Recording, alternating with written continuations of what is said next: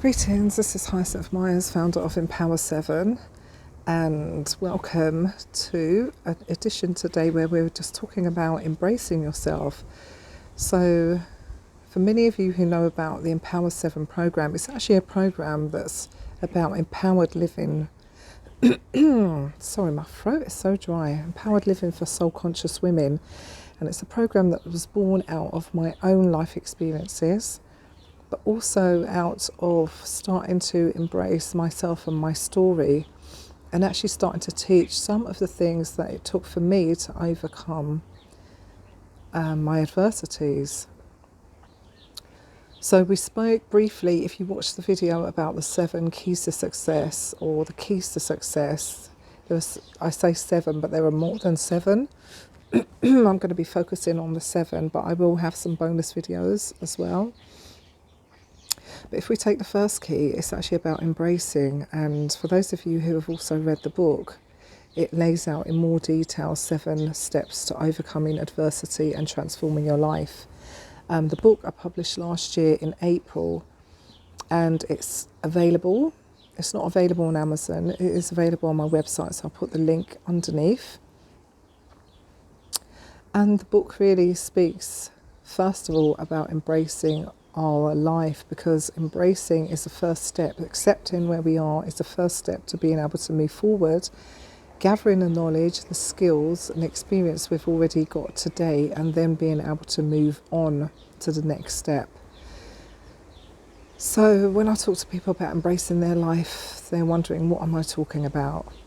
I'm talking about, for myself, coming from living in a so-called poor estate in the heart of Hackney, born in the 1970s, and growing up in a house where we were not financially well off. We would have been classed as quite poor, from an inner city, and actually just not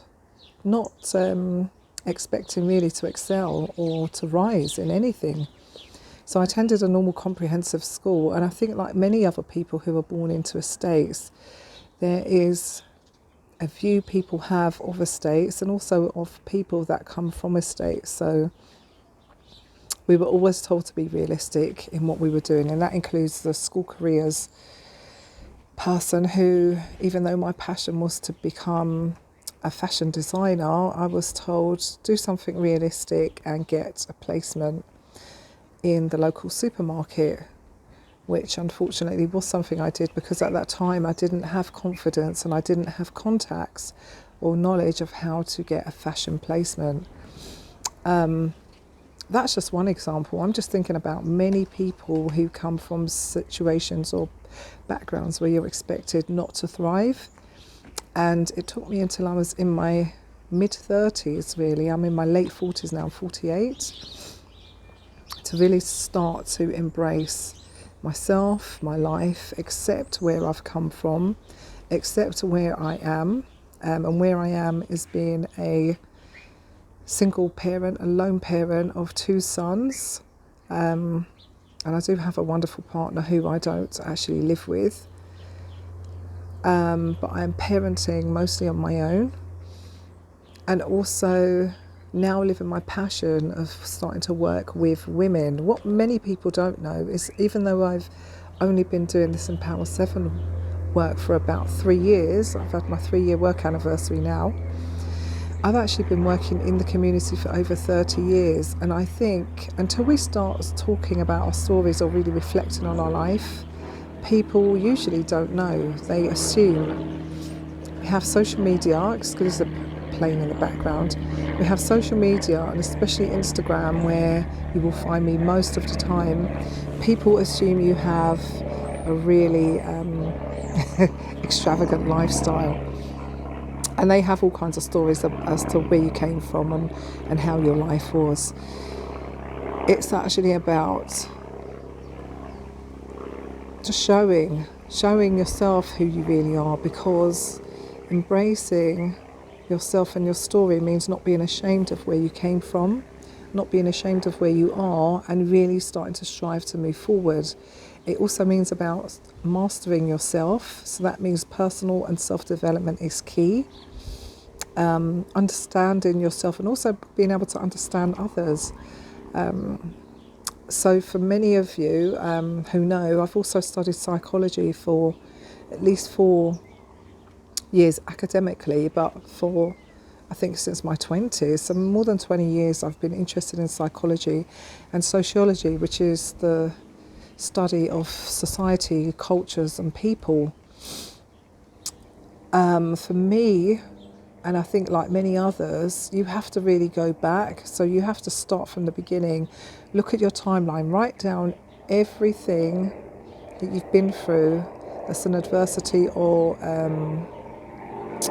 a celebration or something you've achieved in your life. And all of our achievements can be small. It can be achieving something like having your children, being able to climb a mountain that you never thought you could, getting into a promotion, whatever it is, that would be just specific to you. And those achievements, we can't say what achievements are big or small. So actually think about what your achievements are as well. And when you start listing out all of those things and you start doing it in chronological order from birth upwards, you actually realise that you have achieved so much and been through so much. Then I usually take clients a step further and then we start unpicking some of that. But for now, I just want you to write it down. Just be aware of what that is and start reveling in what it is you have to offer the world, because we all have our gifts, we all have our unique experiences and our unique knowledge, and that is what actually takes us through being able to do stuff with clients, but also more importantly with the world, and being able to impact the world.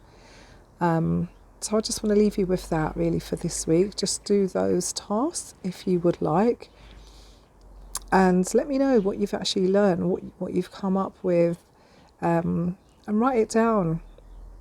Write down your celebrations and your achievements, even in a list, design a poster, whatever it is, but put that somewhere you can see it, because a lot of the time we achieve something and then we move on and we seem to forget all about it.